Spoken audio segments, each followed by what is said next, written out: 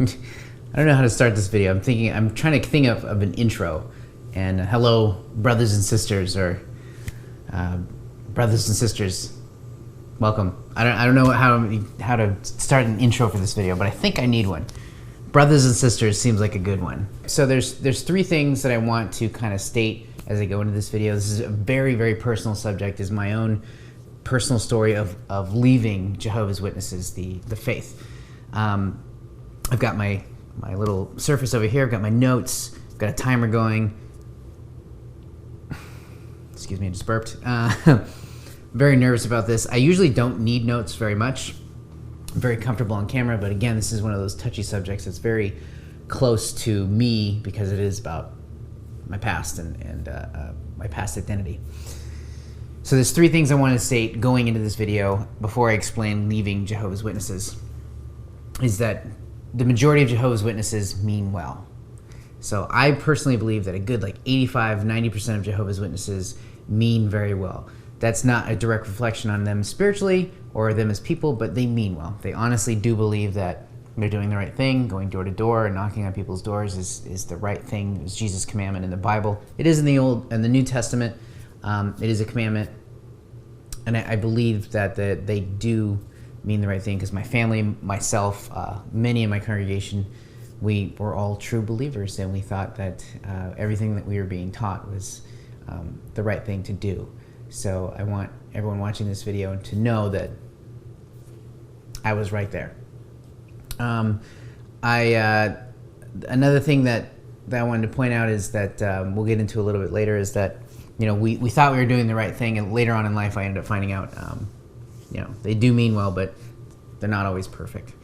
And life gets better afterwards. When you leave the faith, if you're thinking about it, I'm not here to convince you. I'm just here to tell you my story about what happened to me and where I'm at now. And that life gets better afterwards. It really does. It gets a lot better. It just takes time. In fact, if you're watching this video now for the first time, or if you're in the faith, or you're thinking about leaving, it's probably taken you anywhere from several months or even years. It took me 3.5 years to even feel comfortable looking up the word XJW for fear of apostasy and all of that kind of stuff. But I'm here to calm your mind, not to worry so much. So I've got some notes. I'm going to be referencing these a lot because I am nervous. How did I get into it? Let's start there. Well, I was born and raised as one of Jehovah's Witnesses. So it started with my mom. She's actually from Northern California in the Bay Area. And she grew up casually religious in the Catholic Church. They were Catholic, with the Catholic side of the family. And like many, she saw a lot of hypocrisy in the church. And she knew that when she grew up, had a lot of questions, and they weren't answered. A lot of those questions were kind of swept under the rug, and they didn't really dig any deeper. And she grew up with a family that would give their last dollar to the preacher, but not have enough money to feed the family when they got home.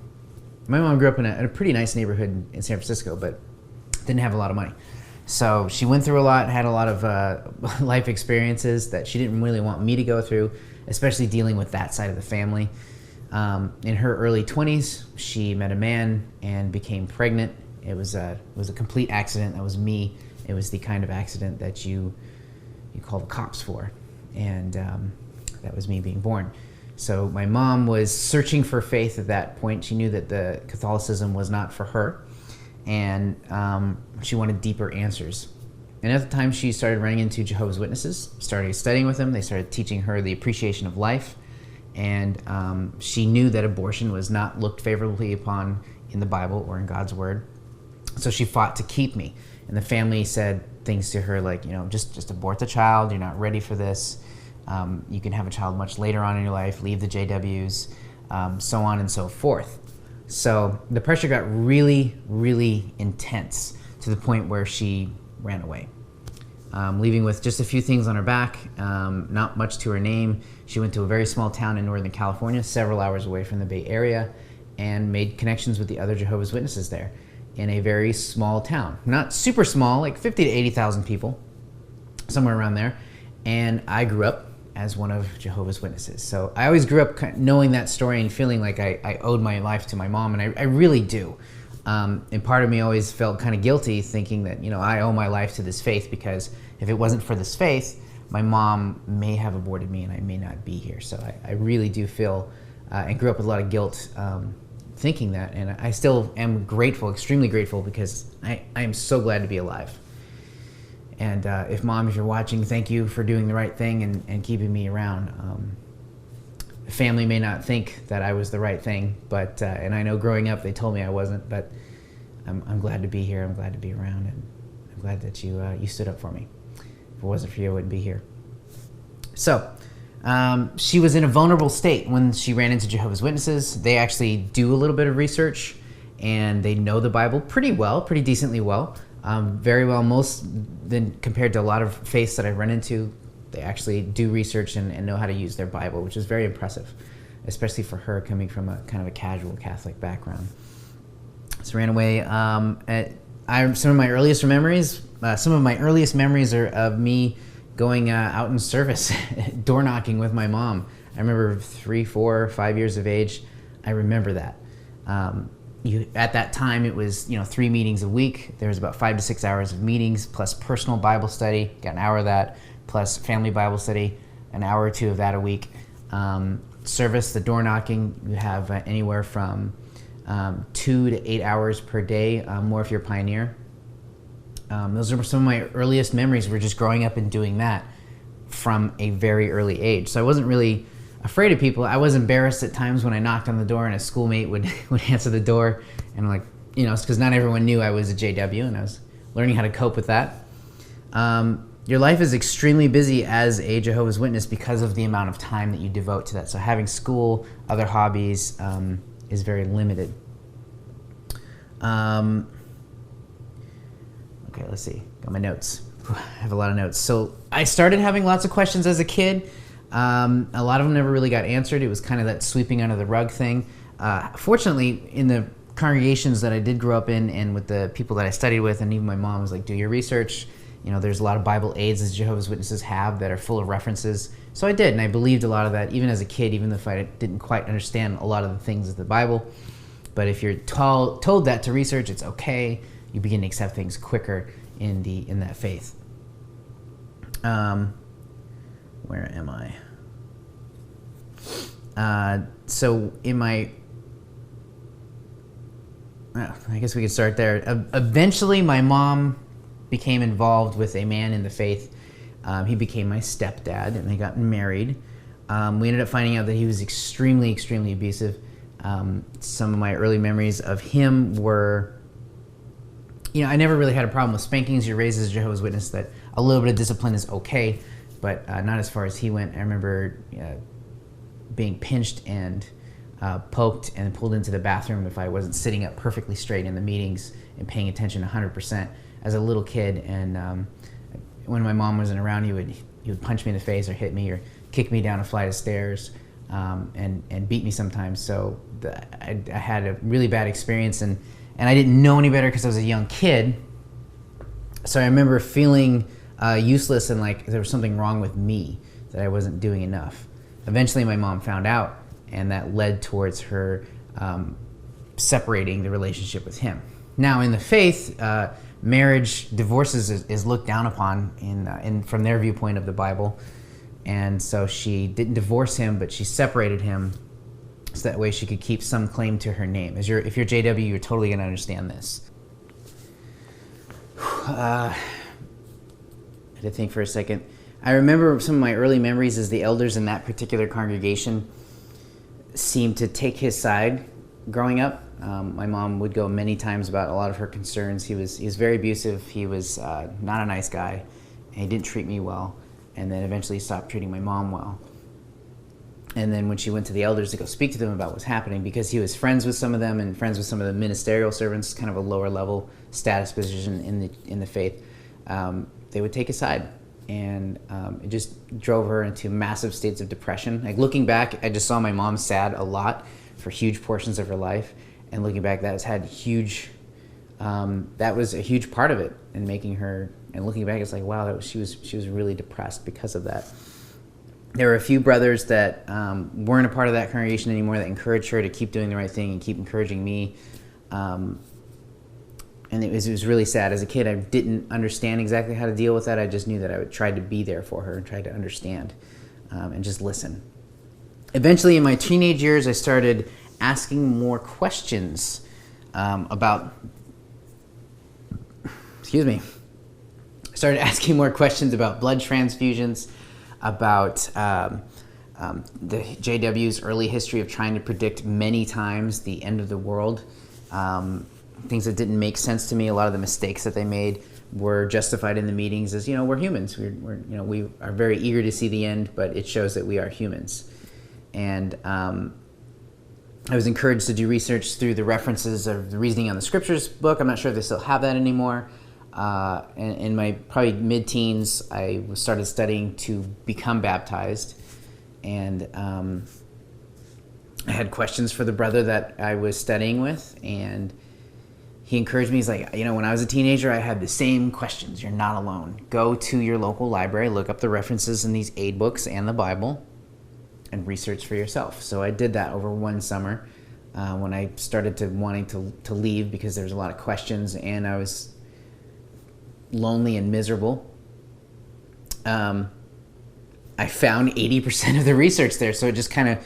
There's about 20% of it that was missing, but in encyclopedias and different books from other religions, the research that they cited was there. So I was like, okay, well, you know what? I'll go with this. Everyone's encouraging me to go with this. I think this is the right thing. And when I told myself that, I began to believe that. So, and looking back, I was kind of an awkward kid. When you grow up as one of Jehovah's Witnesses, you grow up extremely isolated. Not partaking in holidays, standing up for, not saluting the flag, no blood transfusions, and staying away from bad association, even on the inside of the congregation and outside of the congregation. So from a Jehovah's Witnesses point of view, is everyone on the outside of Jehovah's Witnesses are spiritually sick and they need help.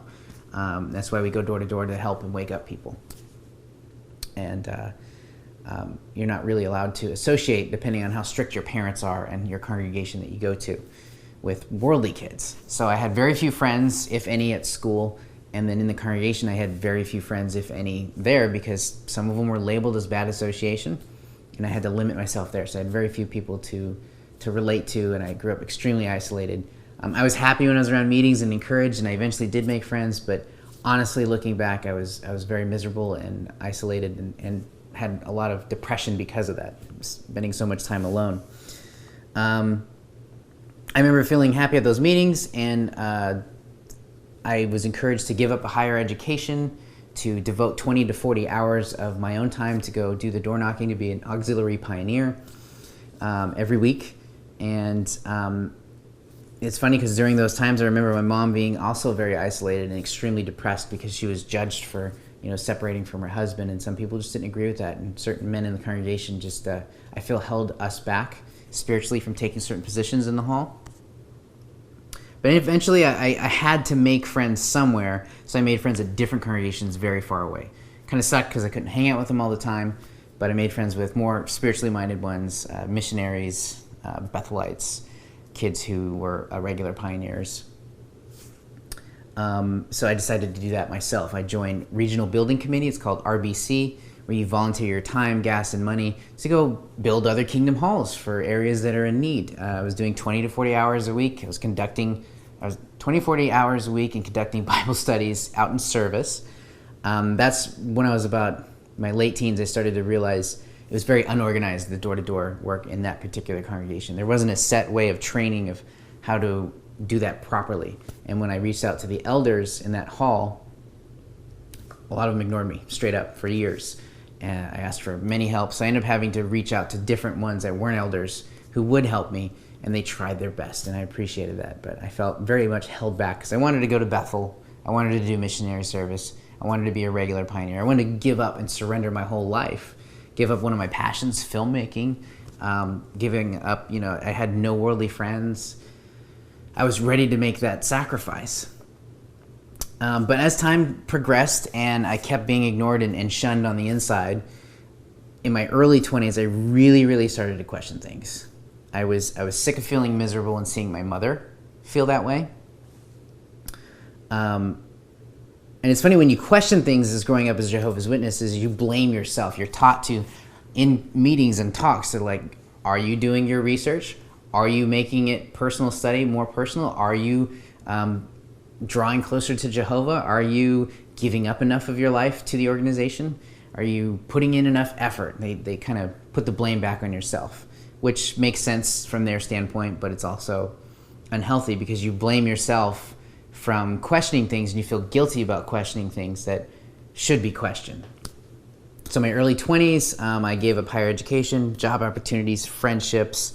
I gave up pursuing my love of storytelling and filmmaking. And so I could give up my life to Jehovah God. And also at the same time in my early 20s, I met a girl. We became friends and we were obviously attracted to each other. And we began to date in secret. So I began leading what you would call a double life. And we dated for probably about a year in secrecy. She was someone that in my mindset, yeah, I did want to save her. But she was also a way out of the religion. And that was kind of in the back of my mind like a splinter. It's not like that was my goal. It was just in the back of my mind. Like this could happen. But also she could like the faith and we could get her lots of friends and make her happy too. That was part of it. My notes here.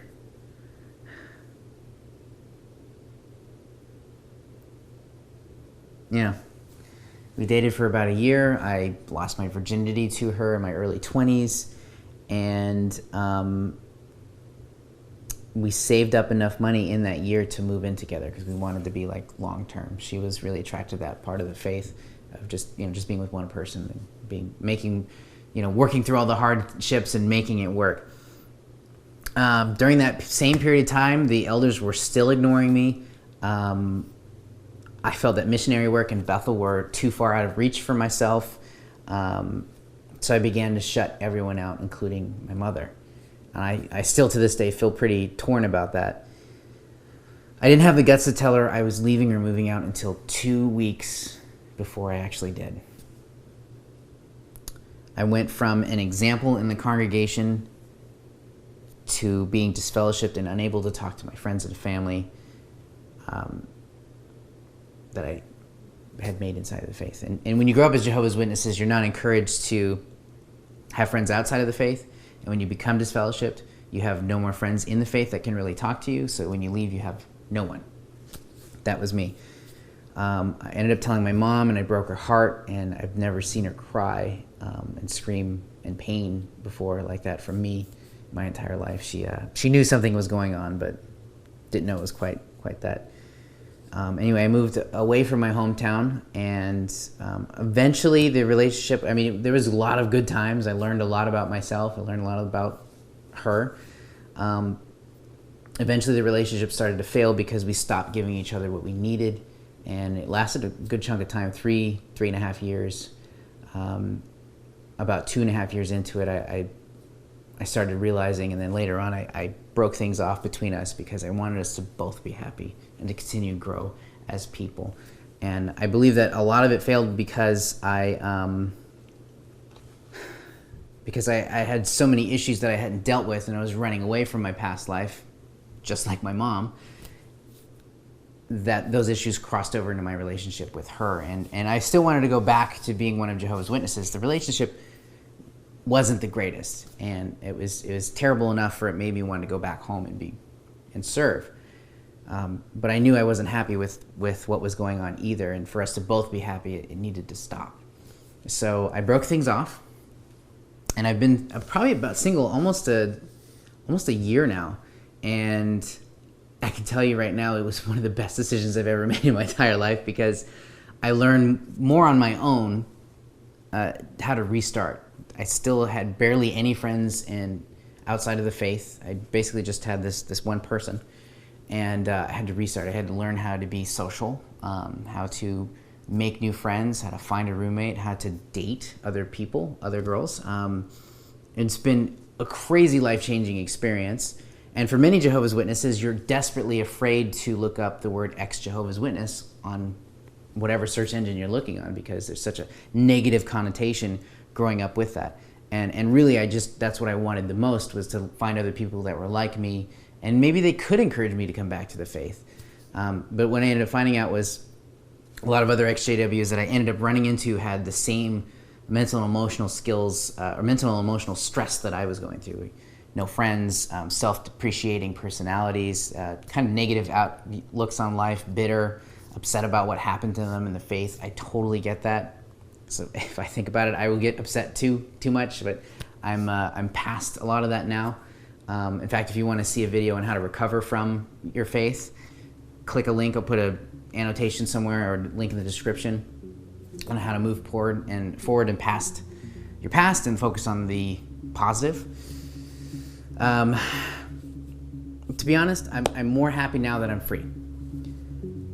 I can never really go back after really reading the Bible. I did pick up my Bible again and to see what it actually had to say, different versions, because we're always encouraged, thankfully, at least from my congregation, to read different versions of the Bible. And to actually see what it has to say and to look back and realize that those questions that I questioned when I was a kid were actually very, very good questions to ask, instead of having a lot of elders and pioneers go, I don't know, it's just just go with it. The society or the organization, as new light comes in, will make that more clear as we get closer to the end times, because you feel like the end is right around the corner every day. But eventually I went to my first bar, I went to my first club, had my first real drinks, started making new friends, found roommates, found amazing, beautiful friends, and I realized very quickly that while everyone isn't perfect, it's not just JWs that are awesome people. People outside of the faith are still beautiful people. They're still human. But people inside of the faith are just as flawed. And we're really no different. We're just people. And now I can fully express myself and focus on recovering from leaving my faith. And like I said earlier, when you leave that faith and you don't have any friends that are JWs outside of the faith, you have no one. So restarting has been a whole growth for me, restarting over, and it's been exciting and wonderful. So that is in a kind of an abridged form. I think this is going to be like a 25-minute video. This is crazy. Of what happened to me, where I was headed, why I left. A lot of questions that bothered me. The girl was a way out, even though I kind of still wanted to save her. I am where I am. I have a couple of videos that you should definitely check out. I'm going to list those at the end of this video to check out how to recover and focus on the positive, because that's what this channel really is about. I will get into some of the faith later on and some of the beliefs that I had questions on that really, by reading your Bible, just make more sense when you look at them and less sense when you look at actually what the Bible really says and where I'm at now. So I hope this video was I hope that this video was helpful, and if it was, please like it, subscribe to the channel, leave a comment down below. I would love to hear your experiences of you thinking about leaving the faith, or maybe you did leave the faith, or the reason why you want to stay in the faith. I'm very curious to hear everyone's side of the story, because now that I'm out of being Jehovah's Witness, consider myself extremely open-minded and can listen to pretty much anyone and try to appreciate them for who they are as a human being. So, brothers and sisters, I will talk to you in the next video. Whew, it feels good to get all that off of my chest, and it took a while to set up all this lighting. I felt like for this video I needed to kind of go a little bit all out and have more privacy than out in some park. But yeah. Oh, all right. Whew.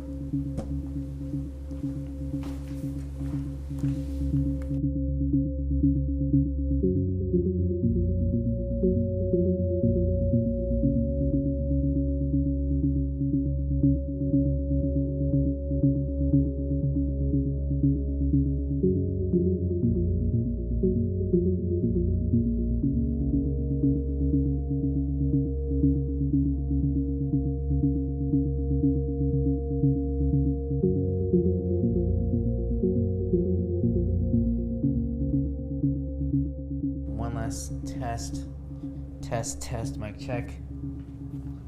Sit here. How do I look? Hello, I'm Kameron. Welcome to my vlog. Welcome to my vlog. Now we're starting. Are we recording? Yeah, we're recording 5 minutes into it. Turn off the air. I got this fan to turn off.